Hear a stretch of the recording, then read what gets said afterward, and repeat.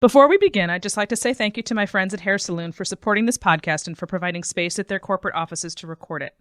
Hair Saloon's mission has as much to do with the restoration of men as it does with the business of haircutting. They try to make a difference in the lives of the thousands of men who come through their doors each week.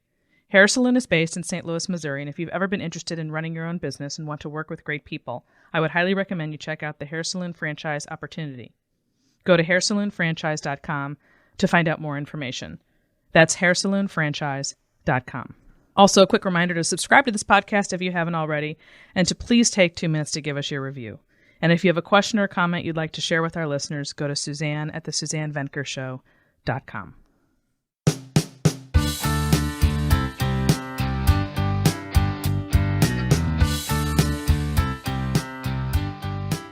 Welcome back to the Suzanne Venker Show, where men and women are equal in value, but wildly different by nature. As always, I'm here with Andre Paradis of Project Equinox, and today we're going to discuss what happens when women earn more than men. Yeah. Hi, Andre. Good morning. Good stuff. Good stuff. And also a really big topic. Yeah. Really, really big. Okay, we're going to get to that in a moment, but I'm going to open by reading this email that I just thought was kind of fun and sad at the same time from a woman named Wendy. She writes, "Dear Suzanne, something magical happened today. Sadly, it is so rare that I just tweeted it. And tweeting is rare for me too. I'm exiting a metro car and 2 men, as if choreographed, flanked me, stepped back and said, 'After you,' as the door opened. After thanking them, I maybe have sighed. A little, out of earshot. When I lived in Los Angeles for 8.5 years, exactly 4 people ever opened the door for me. 4 black men from Georgia.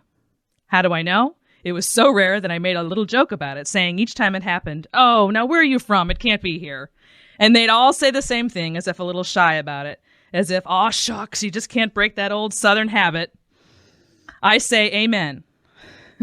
And today, returning from a meeting in Virginia, that little bit of magic happened above. And that never happens here, Suzanne. The old feminists killed that, but good.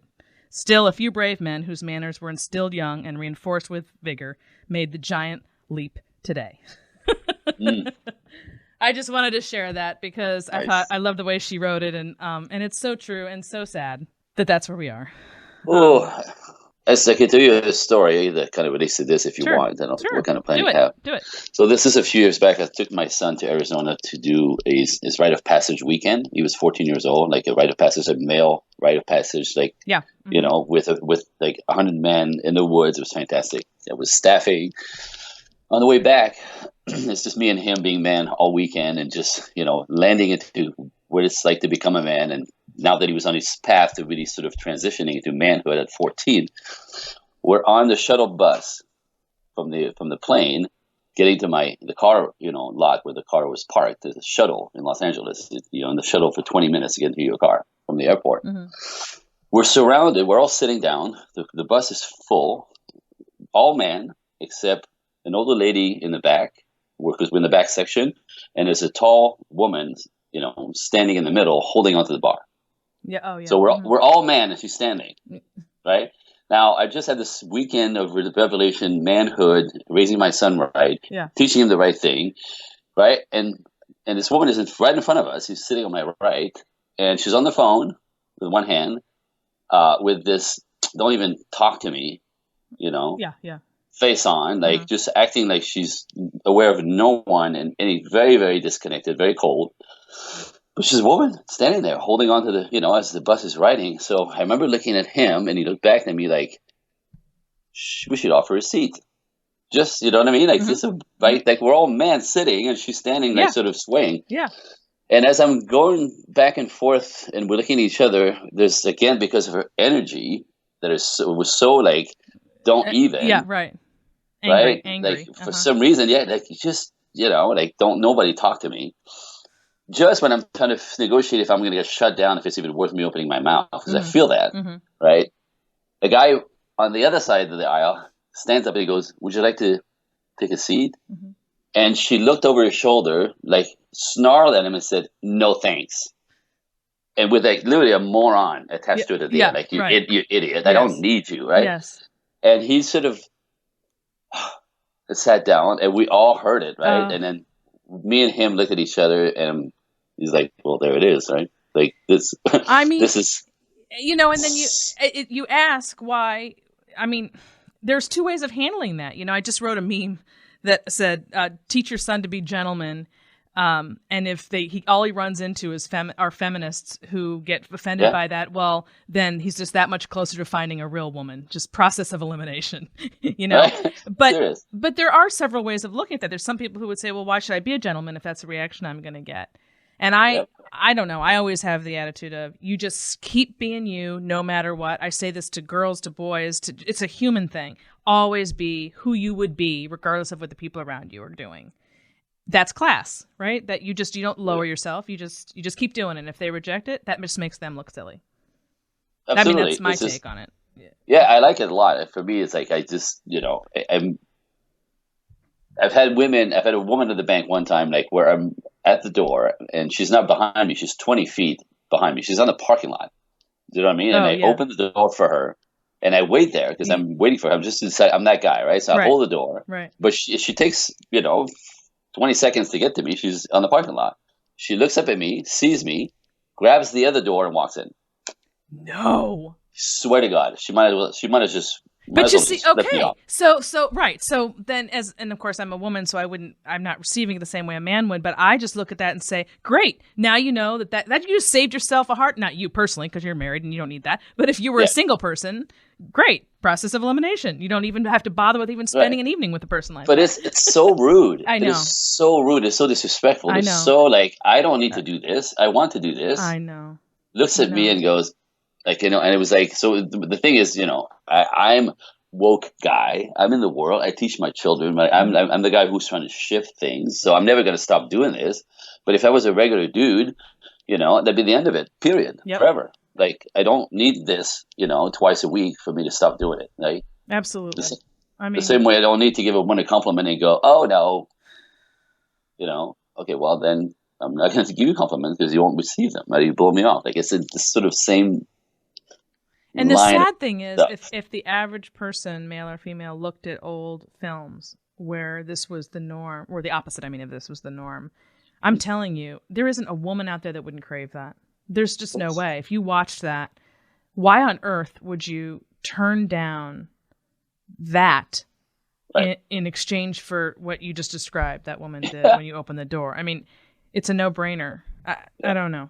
To a normal woman, to a normal woman, to be seen, to be accounted, to be acknowledged, to be, sort of like open the door to given a seat, like that's just gentlemanly. It's like, I see you and I want you to be okay and comfortable, and then know that I got you. I'm right here looking at you. I got you, right? It's flattering. Yep. Oh, but no. So, well, those are the miserable people of the world. That's all I can say. They'll never be happily married or have any relationship that works. So yeah, the good news on the flip side, I get also the opposite. I go, oh, thank you so much. You're such a gentleman. So it just keeps me going. Awesome. Okay. Yeah. So moving on to the topic at hand, I'm going to read an email from Heather. Dear Suzanne, I'd love for you and Andre to do a deeper dive on money and when the woman earns more than a man. I'm 40, never married, and grateful for a successful career that has enabled me to be a high earner, and I'm facing the implications of this in dating. I'm currently dating a man who works in a much less lucrative field. He's very successful, talented at what he does, and loves his profession, but it will never enable him to earn at the level I do. We haven't directly addressed this imbalance, but I know he wants to provide for me. I'm not opposed to making changes to enable our relationship to be successful, but taking a lower paying job just to earn less than he does seems somewhat counterproductive when we would enjoy together the benefits of my earnings. Would love your thoughts.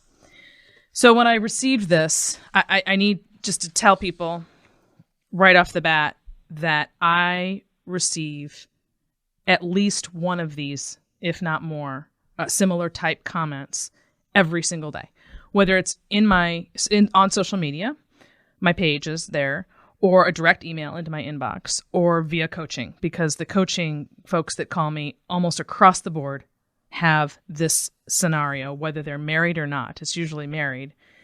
So in this particular case, with this gal, she's not married yet, She's dating, but whether you're dating or married, and we're going to get to this later because I'm going to give some suggestions for both what the answer is to this issue when you're not married versus when you are married. But first, let's just talk about what this is and what's going on, because this is a new sexual dynamic that is so prevalent. I could almost call it an epidemic at this point. That's how I feel about it. And it's going to continue on this path because women, of course, are dominating on college campuses, and the girl power, you go girl and all that stuff has been done to such a degree without considering any ramifications of that goal and what it means for the relationship between women and men, which is where you and I come in, Andre. So the most obvious place to start, as we always do, is right? Drum roll. The biological differences between a man and a woman. Mm-hmm. And where the work part of, or the earning part of, let's call it modern day hunting, right? Because in the past it was hunter-gatherer. Well, let's call it, it's the same concept, only now we're talking about going into the marketplace in a different way. But bottom line is we're still talking about a woman's, what drives a woman, what drives a man, what a man needs, what a woman needs with respect to this issue, and how vastly different it is, and why when you upset that apple cart or have a role reversal, everything goes haywire. So let's start there. Okay. I don't know why it's so hard for people. Well, I do know because I know the cultural pressure that women are up against in particular, but now it's even men, but although I think it all begins with women. Women love, right? They love their relationships. They're focused on relationships. They have an innate desire to nest, whether or not you have children, although the vast majority of women do. And because of their ability to procreate, that automatically sets them apart from men. And men's innate drive to provide and protect is just as much there today as it was 100 years ago. And so what we're dealing with what Heather wrote to me, or anybody else who contacts me about the same role reversal problem, you're up against fighting nature, which is what we've talked about a lot. Uh-huh. And the question is, well, before we get to the question as to what to do about that, can you explain, or let's talk about why that is? Like what happens with a man when he's not the earner versus when he is? Let's just start with that. And I'll let you explain it since you're a man. Sure. No. And then, by the way, this whole idea of role reversal that it's a social construct that dictate this stuff, right? That this is the way we raise kids. Crap. We're talking, depending, how far you want to go back, is about 2.5 million years of adaptation. Hunter-gatherer was all for survival. It is in our bodies, in our genes, and this is how we still do it. Like 50 years of feminism is like 10 minutes on the clock, right? Like there's no habit here. There's no habit here. It's not integrated in our bodies. So whatever you could do, role reversals all you want, but on a molecular genetic bottom programming, right? Like the default system of our bodies work classically better. That's all. So that's where it starts. So you can undo it and it's fine. There's a price to pay. And So now you might, I'm sure when this is discussed in the public realm, this quote unquote price to pay is described differently than the way you and I would describe it. On the other side, it would be, well, too bad if men just can't handle a strong, successful woman and depending on her. That's their problem. So if that's the result, well then screw it. I won't be with a guy at all. Or let's change men. Let's completely change men to make them become comfortable with that. And of course, that's one approach to it. It's a miserable approach to it, but that's what you get out there. Let's give that a try. And that's what they are doing. But that's what it is. But it's not working. It's not working. And so you can keep beating 2.5 million years of evolution. That's 10 minutes. Sorry. No, that's all right. So we keep beating it in the public realm as though there's going to be a magical day when this stops. And all I want is to help people have relationships and be happy. I don't want to fight. I don't want to fight nature. Good Lord. I mean, that talk about an exercise in futility. I'll be dead before you even scratch the surface. So in the meantime, you have a life to live, and there's a way to work with this where everybody can be happy. That's the magic, right? Like you want to work with this. You want to work with this with the new idea, with the new, the new reality, if you want to put it this way, right? Yeah. So women are in the workforce. Okay, great, fantastic. However, it's such a masculine paradigm. It's such a masculine way of operating, that if you understand that outside of work and outside of the duties of life, men want women to be women. This is the only reason why men commit. They want, they don't want to date a man. They don't want to compete with a man. They don't want to compete with you as a woman. They don't want the tension in the house. They don't want, you know what I mean? There's reasons why men want women to be women, because that's the part that he needs to, sort of feed him when he needs to go out there and push and fight and, be capable and all that. I think we were talking about self-doubt before in the podcast, like the question he has, a woman allowing him to, when a woman believes in a guy, he cannot doubt himself. There's the magic of women believing in their men, right?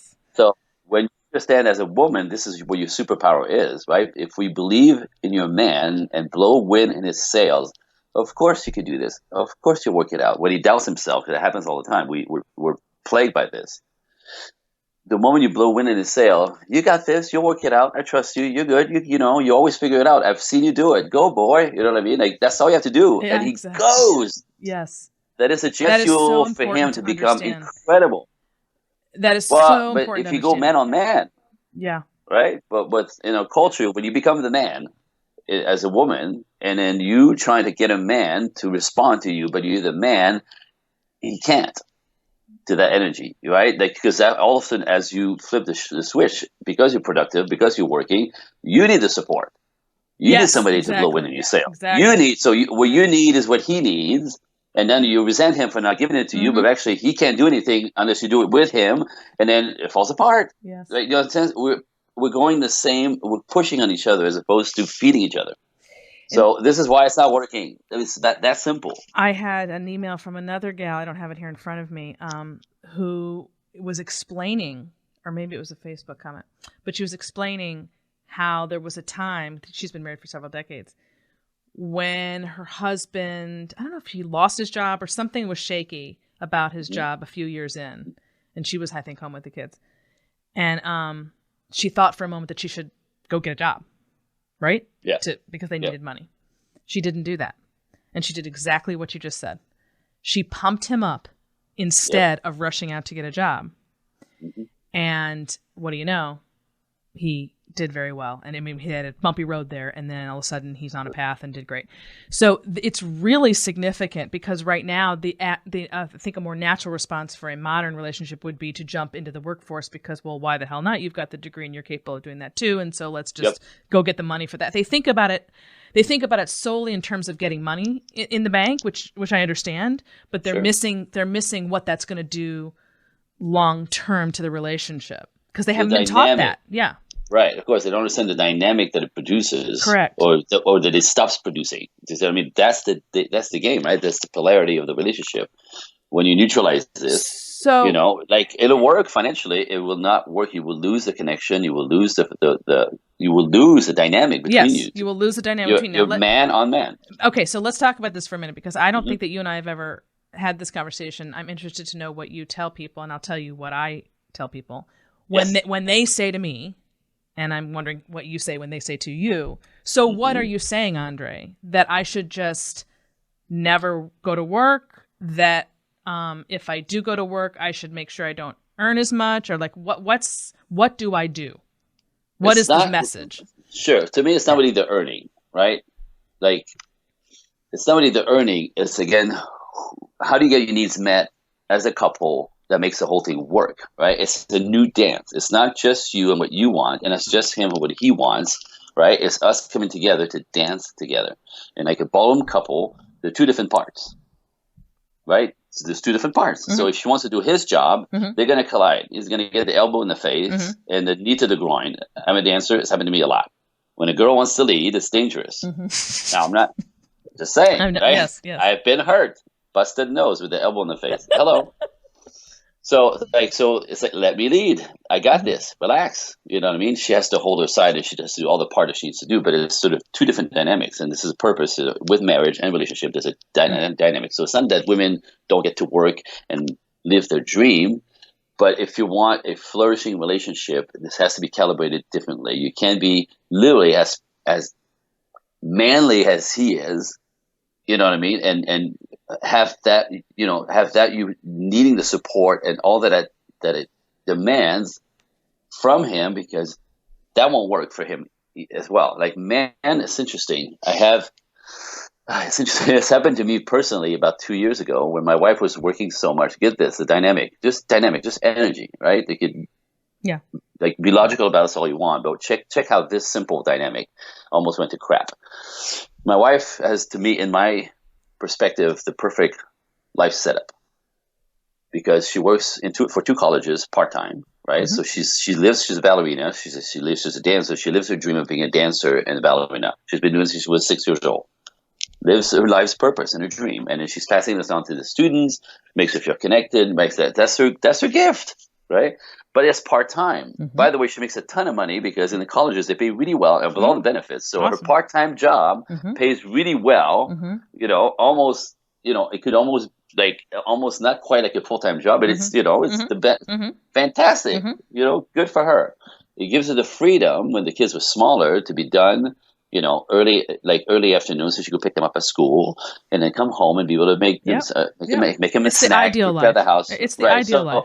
She's both working and a mother and present and a wife and available and, sort of keeping everything flowy and feminine. So just let me tell you the story. So this is my life, right? I'll work 12-hour days and I come home and she's been here for 4 hours with the kids and the house always smelling good and I have a soft place to land because she does that as a woman, right? The nest.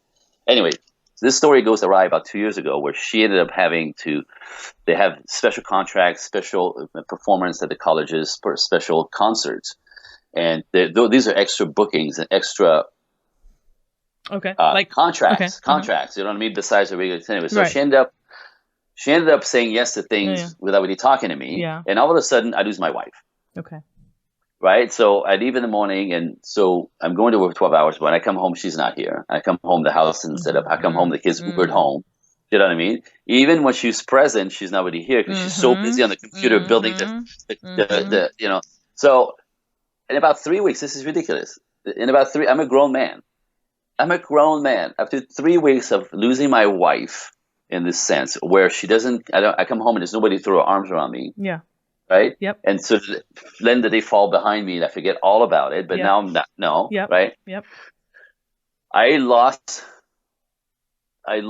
the gusto for going to work. Like all of a sudden I'm like limping around and why am I going to work? Why am I working so hard? Why am I gone 12-hour days? Why? Like this funny question in my head. I'm in the car and I don't feel good going to work. What the hell? Anyway, funny enough is I had the same situation with other clients, which is sort of a reflection of this. So I had to investigate. And 6 weeks into this, I'm actually resolved that I'm alone. She's not here. I don't know when she's coming back. I don't know when she's going to be here. On the weekend is the same. So I'm literally left alone. So I just sort of, again, grown man. Deflated. It surprised me. Deflated. On one Saturday, I'm sitting outside and because I'm alone. I'm sitting by the pool. I'm reading a book. I'm learning something. And she got done early, so she comes home. Right? Comes and joins me at the pool, and she's like, "Oh my God!" She's all excited about her week. And I'm sitting like this.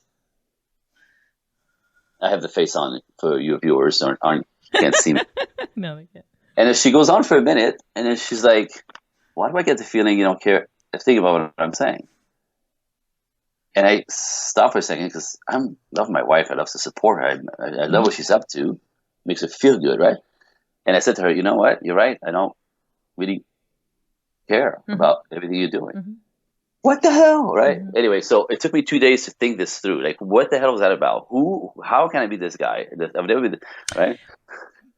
Go ahead. I was going to say I'm imagining people listening to this and reversing the sexes on this and going, okay, so to me, this is very clear. Why is it okay for a woman to complain about a man who's never home and who's working around the clock and not meeting quote unquote her needs are there for her.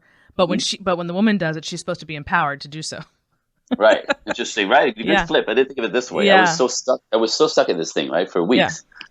So it took me 2 days. I'm a guy. It takes like, we have to regurgitate this thing. Like, why am I, what's going on with me? What is going on? Like, I want her to be supported. Of course I want her to blah, blah, blah. And then boom, 2 days later. So I go up to her. It was on a Monday, whatever. I took her outside where we talk, and I go, I think I got it. And she's like bummed out, right? Mm-hmm. She's like this deflated herself that I don't care about her life and the things that she's up to, right? Like, ooh, I'm like jerk.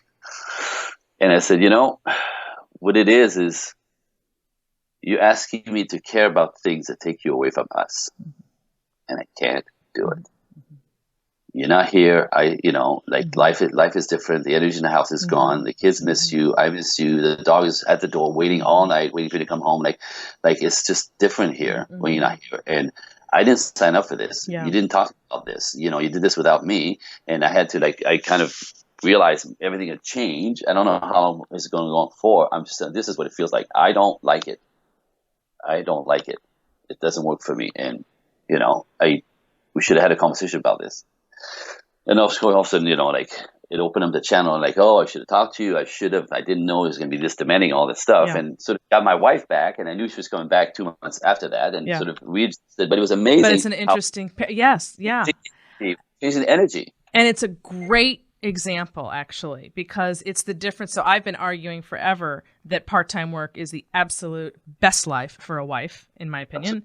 I'm assuming you have children. Now, if you don't have children, that might, although I think it would even be beneficial if you didn't, for other reasons, but it's certainly more doable.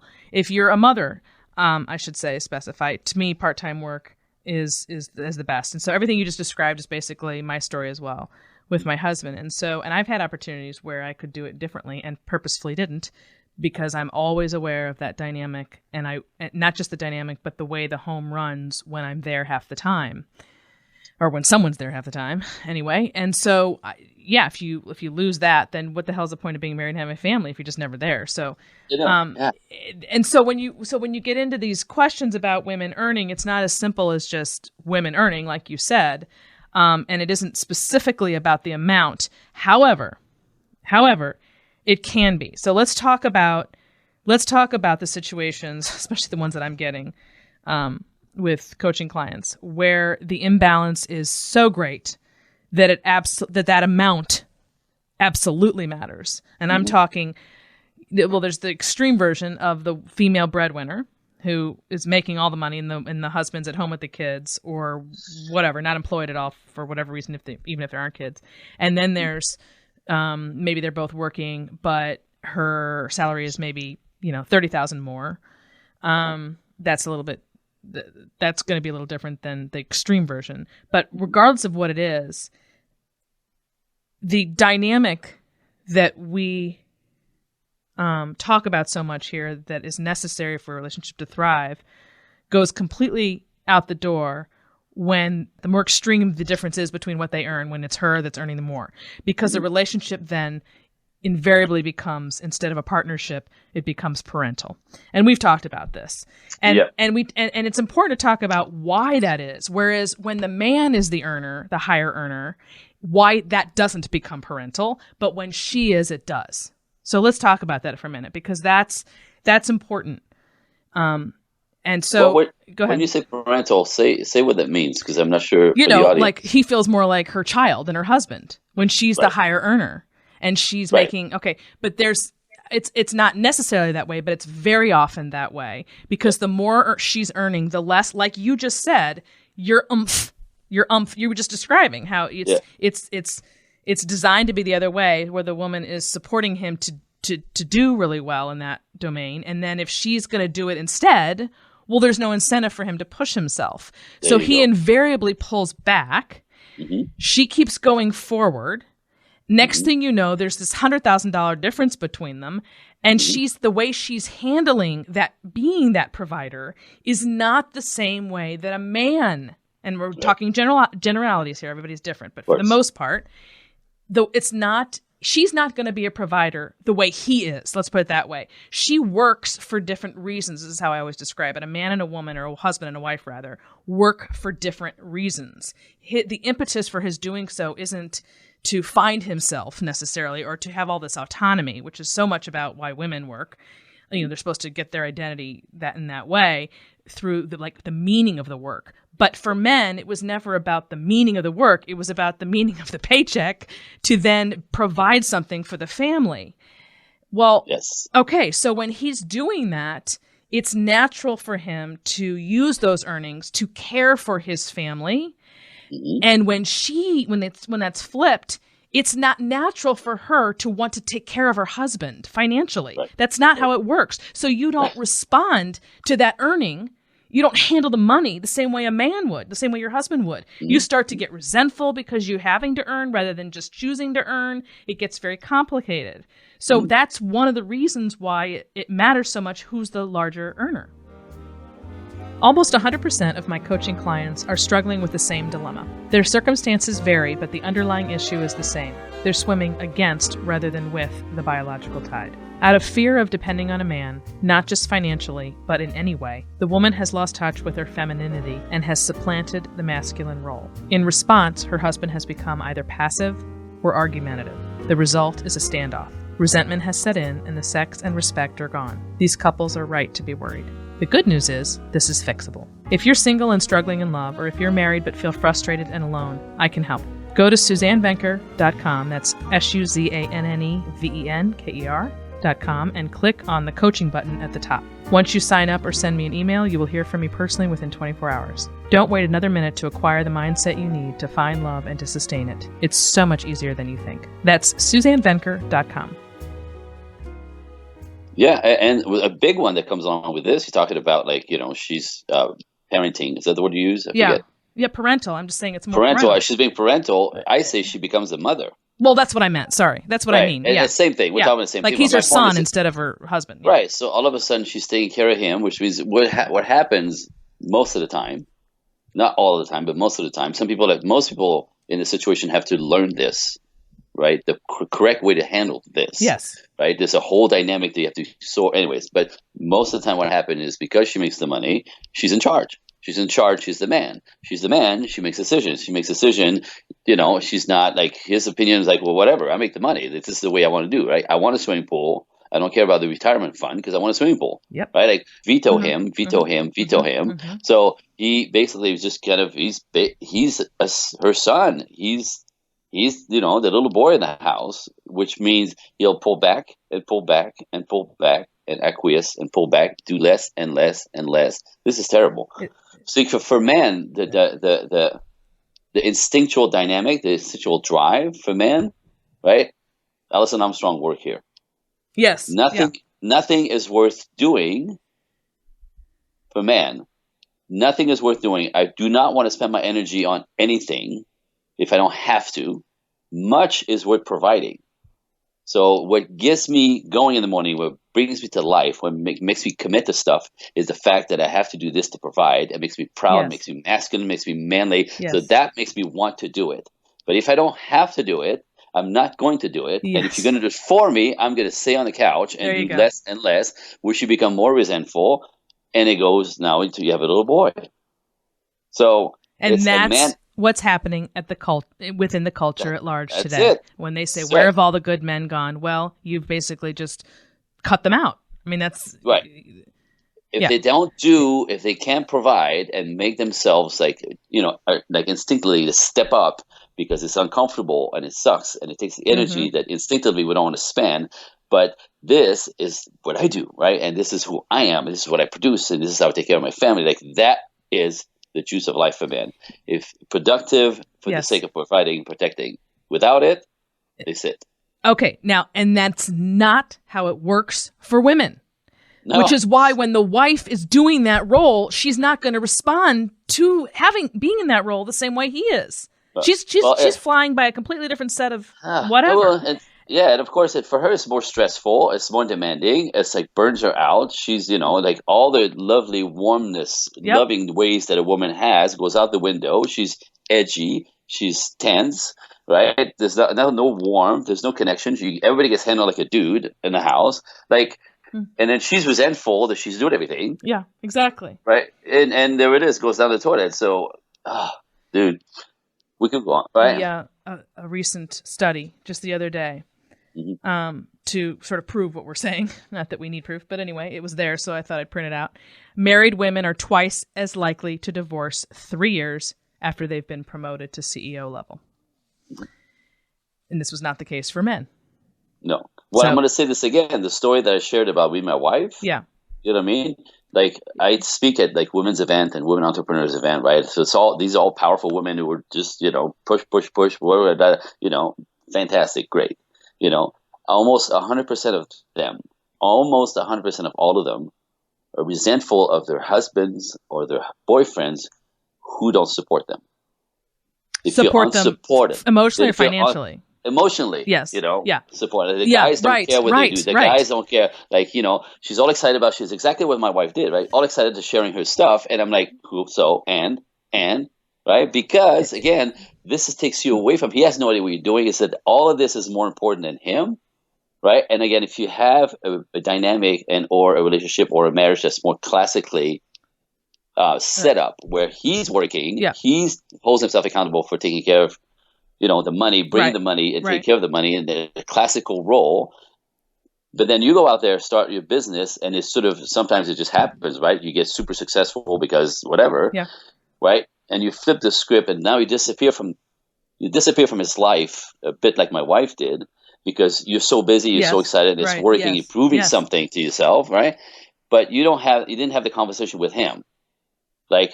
How are we going to do this? And what's going? I'm flipping the scripts, and I'm asking you, right? Yes, of course, you support. So they all support their wives in the beginning of this, because it's part time and it's still available. But when it goes awry or too far, it's funny that you just said that, because tell me why. Here's a direct quote from that article on the study that I just said, and I thought of millennial men. I thought this was perfect for millennial men.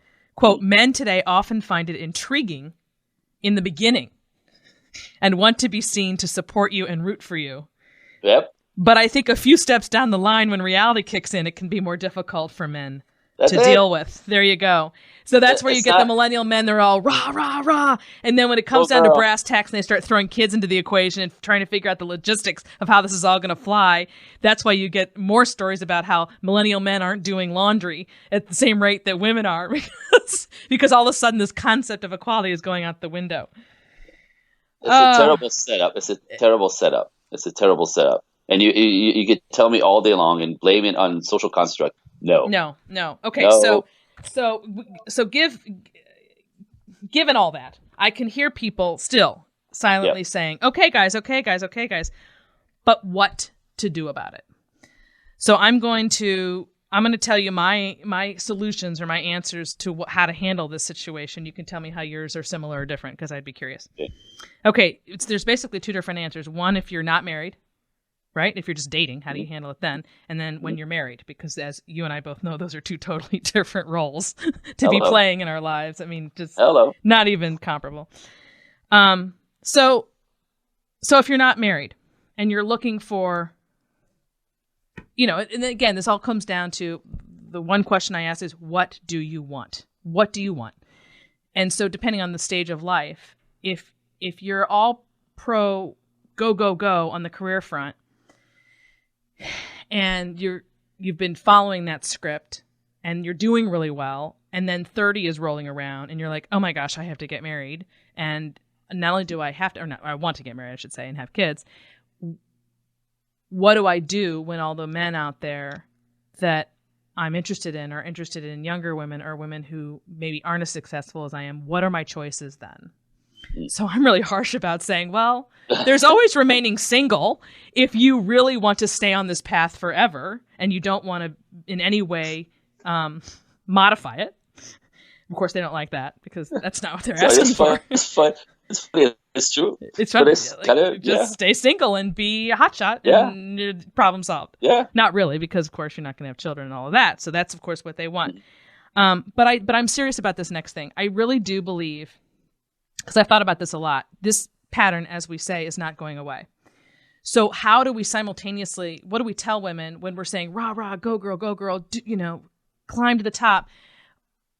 And then they get there and they have that problem. What are you going to say to them that's legit as to how they can get out of it or whatever, or switch gears?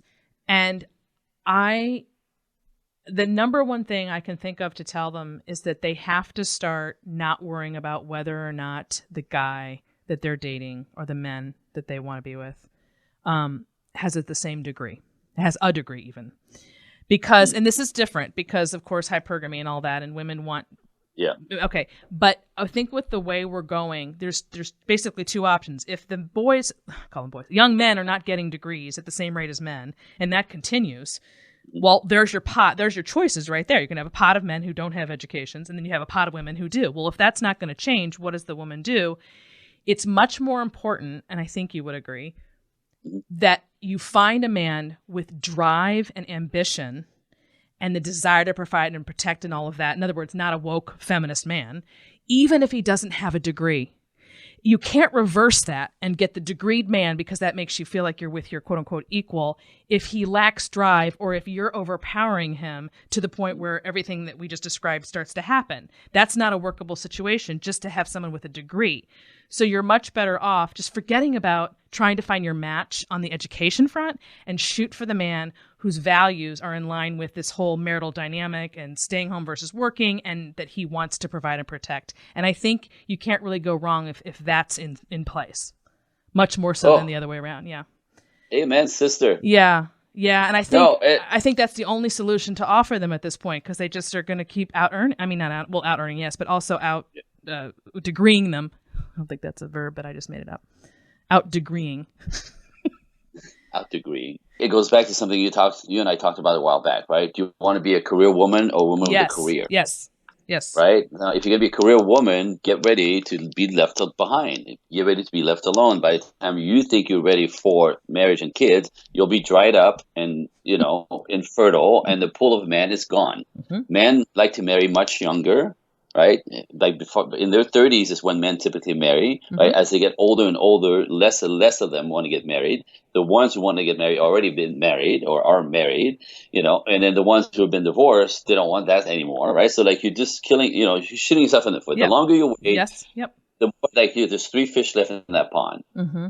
Plus, you want him to be tall, handsome, with a six-pack, drives a BMW. He's funny, he makes $1 million, right? Like, okay, so there's one unicorn in the whole world for you, and he's got to like you back. Hello, wah, wah, not gonna happen. And I have to say this really quick. Sorry, that's again what I'm getting so many clients.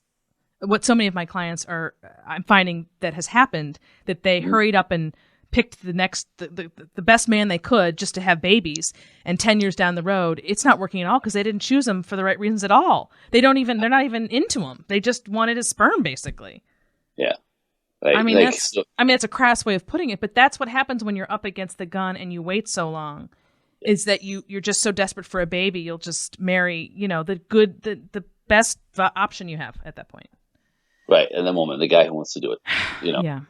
It's, so that's one way to do it. But so this is what I teach. This is what we know seemingly works best. Right. Right now. So for me and your clients who are now past that phase, well, ouch. Yeah. Like, right. Like this, like you really messed it up, right? Yeah. Like you weren't paying attention. You bought into this culture, and now here you are. And okay, like, ouch. It's hard because I want to be more positive. It's not impossible, but like the problem is you kind of paint yourself in a corner, right? Because what it takes energetically, time-wise, to sustain your life that you build yourself with the cars and the business and the career and whatever. Mm-hmm. Again, that's like me working 12-hour days, right? There's a lot of time to sustain that, to pay your bills, and now to stay independent. And you go, girl, fantastic. And now you have to go find a guy, which takes as much time as finding as building, a business. There's a lot of focus, a lot of time, a lot of energy. So most don't have the energy to go outside and date after work. Most are like completely are not interested in that. They want to go quick. They go online, on apps. It's a waste of time, So what I see is, at one point, late 30s-ish, they go, oh, wait, I want the marriage and the kids, right? And it, again, not the space, not the time, not enough energy for it. It doesn't work well. They bang on a few guys who like to play with them, but not really commit. And by the age of 50, in their 50s plus, they give up. Yeah. Completely give up and they fall out. Ouch. Ouch. And so that's really the best answer that for that particular group that I could come up with is that you're going to have to get comfortable marrying somebody who probably doesn't have the same education as you do, but as long as you have the same values about and how to make the work family thing go, and he's got the drive. I mean, there's plenty of people with college educations that don't have drive. Hello, or that aren't even smart. You can get a degree and not be smart, and you can not have a degree and you can be brilliant. So forget about the degree. Focus more on the drive. Because a guy who wants to, he's still masculine enough to want to conquer something in the world and do something. He doesn't have to have a degree, right? No. There's a bunch of entrepreneurs. Absolutely. There's a bunch of ways to make a ton of money. Like a friend of mine, get this, he's 29 years old, started working for the city of Los Angeles as an electrician. Salary starts at $100,000 a year. Oh my God. Because no one wants to do this. Yes, exactly. Anymore. And actually, all the benefits, layers of benefit, everything free plus $100,000 this first year. Yeah. I've heard a lot about that with blue collar jobs. Hello, blue collar is not bad. No, right? no, I've heard that they pay very well, and that's much more. See, at the end of the day, that's going to matter more. So going back to this Heather that we opened this with, she says that taking a lower paying job just to earn less than him seems somewhat counterproductive when we would enjoy together the benefits of my earnings. So again, she's thinking about it logically, like, oh, more money, more the merrier. But ultimately, if it's always coming from her, it will be a problem because he needs it to come from him. And so whatever you need to do to calibrate that, whether you go to part-time, which you might want to be thinking about doing anyway if you want children, then and give him the opportunity to go. The more you can do that, whatever that means, with your work schedule, the better off it's going to be. The idea that you can just enjoy life more because you'll have more money to spend, it does matter who brings that in. It just does.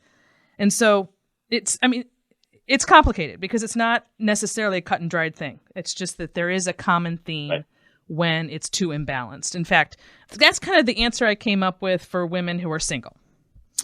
Yep. Then we get to what do you do if you're already married and you're in this predicament? You've gotten yourself into this predicament. Mm-hmm. And I have 5 ways to sort of calibrate the dynamic that I think would go a long way. Of course, if it's, like I say, the ideal situation would be to close that gap as much as possible where you're not earning as much and he's earning more and all of that. Mm-hmm. But I think these other things will be helpful. Well, very helpful.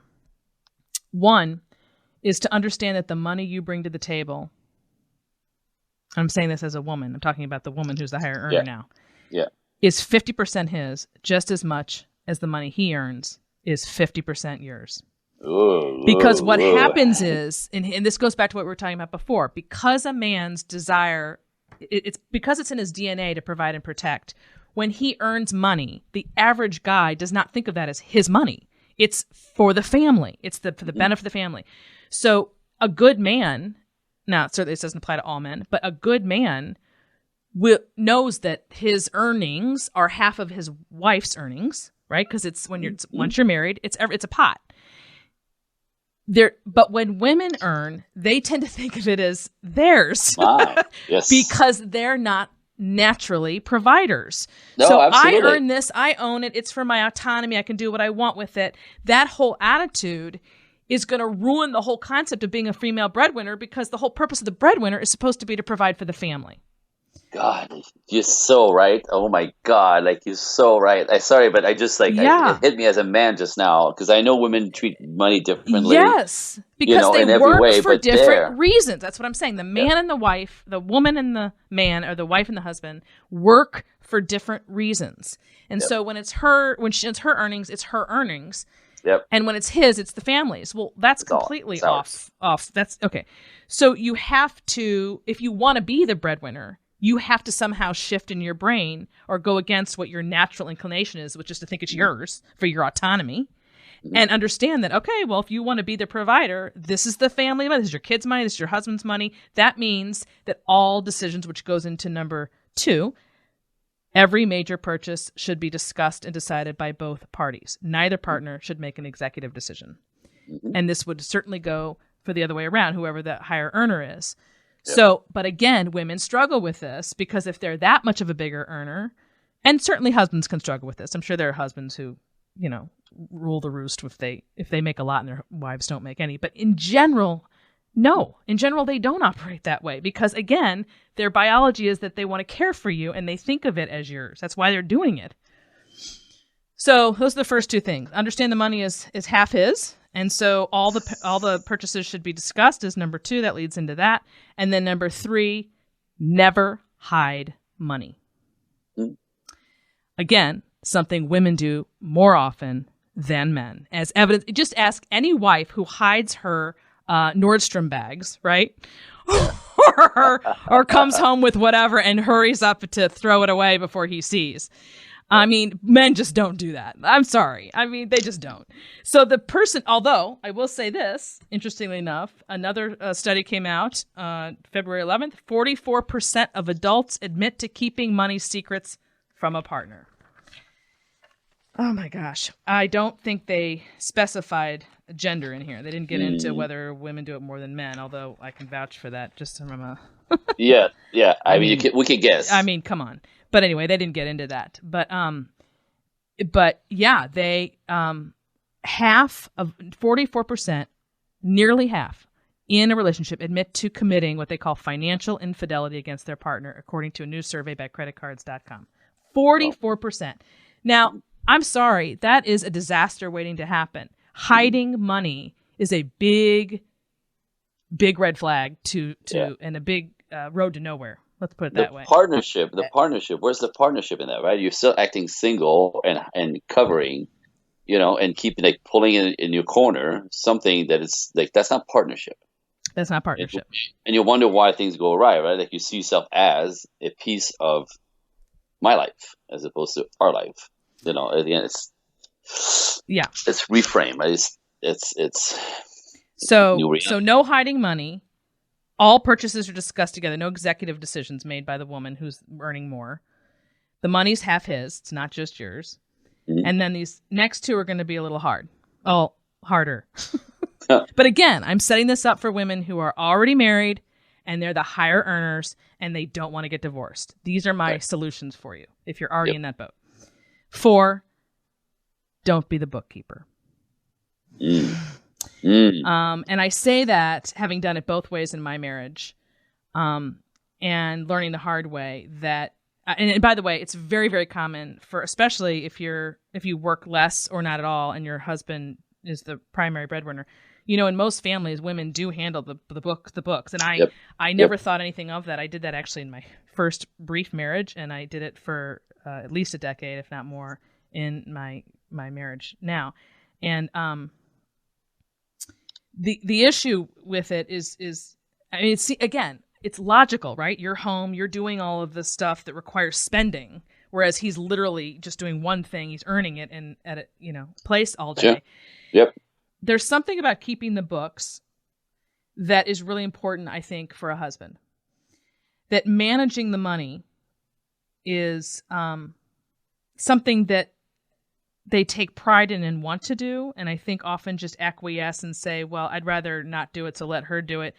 But really, I think they do want to do it, and that when wives end up paying the bills on top of everything else they do, it winds up being just another chore that they have to do, and they're doing it really more for control, and because they're too nervous of what would happen if the husband took care of it. Sure, right. But that goes back to what you were saying earlier about pumping him up and telling him that he can do it, and sitting back and letting him prove to you that he can do it.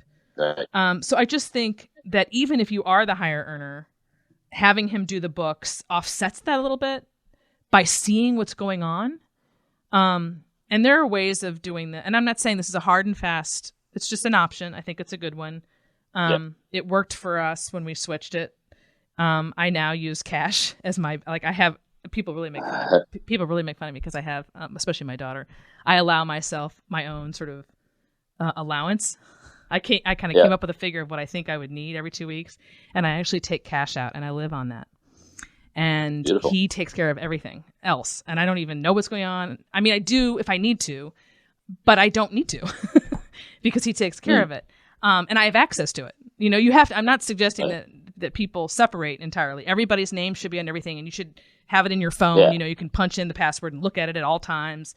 But I don't need to, because I live by this strict sort of schedule, and it works for us. And I'm not saying that it must be that way for everybody, but it's been good. I have a question. How does that feel? How does that feel? Because, you know, you're talking to women and they're going to, you know, how does that feel? Why is this better for you? I'm going to go right for it. So I have to say, I mean, we're looking at least 20 years total that I didn't do it. So it's still kind of new in the last maybe 6-7 years. It feels like a weight has been lifted from my life. I was so frustrated having to manage it. And then I would want him to come sit down and talk about it. He never wanted to. And it took me a while to realize, you know, because he was like one of those people who said, well, she's home, you know, she takes care of everything. It's just easier for her to do it. I think that's very common. They're not really in touch with the fact that they really do want to do it. And I had to sort of read between the lines. And now if you were to ask him if he were sitting here, he would say he loves doing it, that he wants to do it. He gets bogged down by it a little bit, but nothing like I was. And he feels in control of what's happening. And by my taking out this separate allowance and then letting him manage everything else, you know, before it would have to be where if he wanted something, we'd have to discuss it, you know, because it would mess with my system. Like, you know, like I have so many feelings about this. This is a whole nother conversation, but this is why I like cash, because you don't mess with the banking, the balance that people are working with. Yeah. And I always wonder how people do that. But we, for the longest time, had to check in on what we were each doing so we didn't drop it down too low, you know, and we don't have to do that anymore with our new plan. So it's just been a boon for us personally.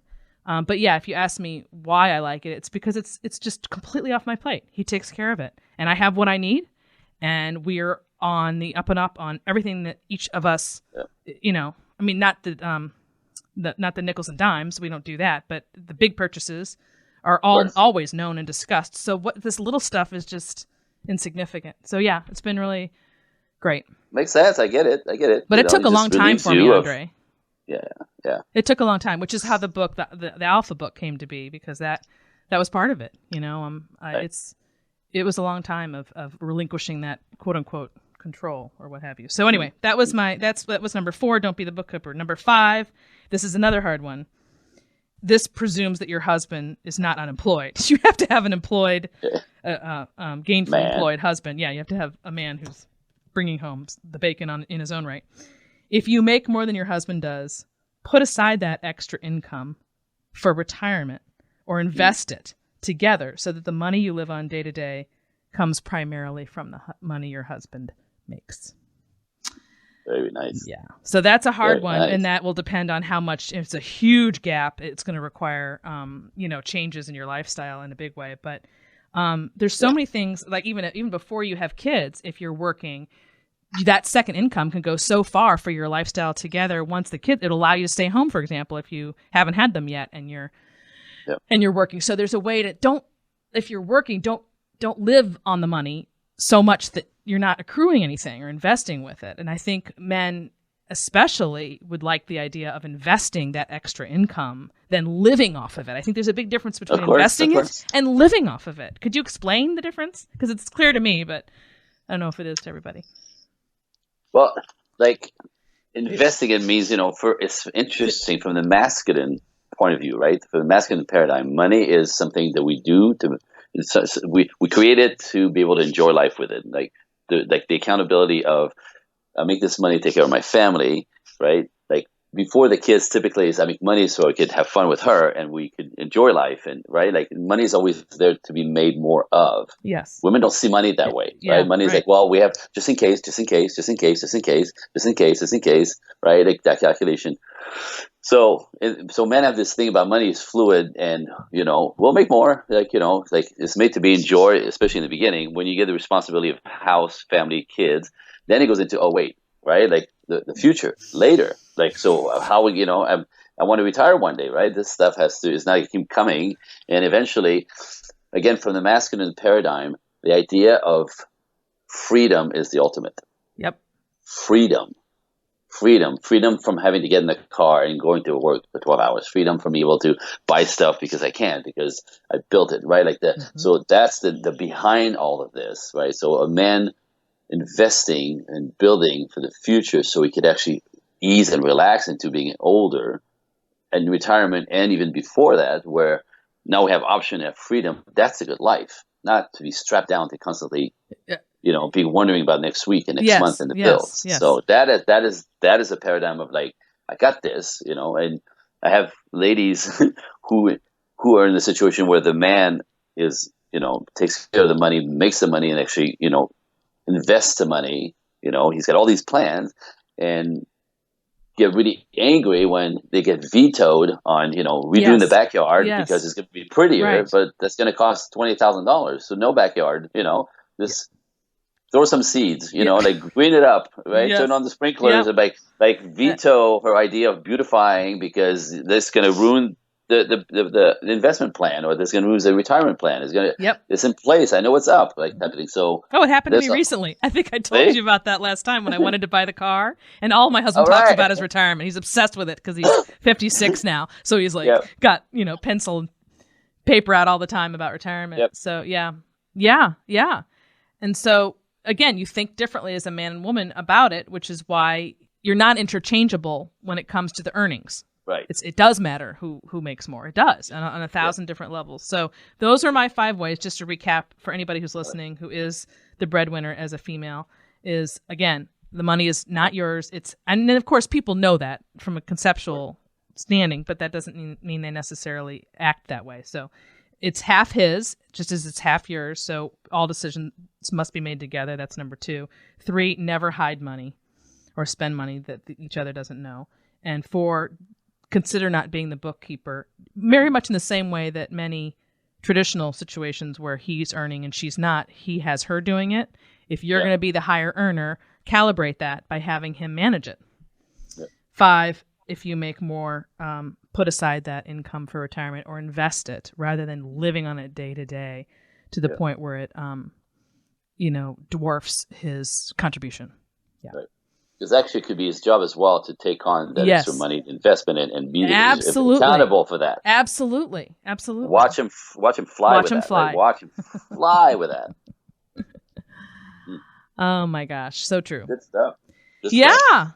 So I think we went over where we the amount of time we normally do, Andre, but I don't think people mind because these days they're asking me to do a little bit more than I have in terms of time. So that's good. It works for me. Awesome. Honestly. All right. Thanks, Andre. Absolutely. It is another tantalizing and stirring it, right? We're stirring it. Yeah. We are. Like you, my thinking is always, to be a disruptor in what's people don't forget to think through. Yes. Right? Like think it through, ladies. Absolutely. Don't buy the crap of the culture. Do not, there's 50% of women screaming inequality and all horrible things that kind of is being impregnating everything. Mm-hmm. Regular women are losing it from listening to that stuff, even though I think inside they know better. It seems weird, but go with the flow. Go with the flow because like fitting in and being part of and agreeing with everybody is natural for women. And sometimes I'm just saying, sound the alarm, think it through. What do you want? What's the perfect life for you? Forget what everybody else is telling you. Perfect ending. Thanks, Andre. So there. Absolutely. All right, darling. I'll call you darling now since you call me darling all the time. Okay, darling. All righty. Well, that wraps up another edition of the Suzanne Venker Show. Don't forget to tune in next week when Andre and I discuss what it is that women really want and need from men. And if you haven't done so already, don't forget to subscribe to this podcast. And if you have a question or comment for me, go to Suzanne at thesuzannevenkershow.com. Thanks for listening, everyone. Have a great week.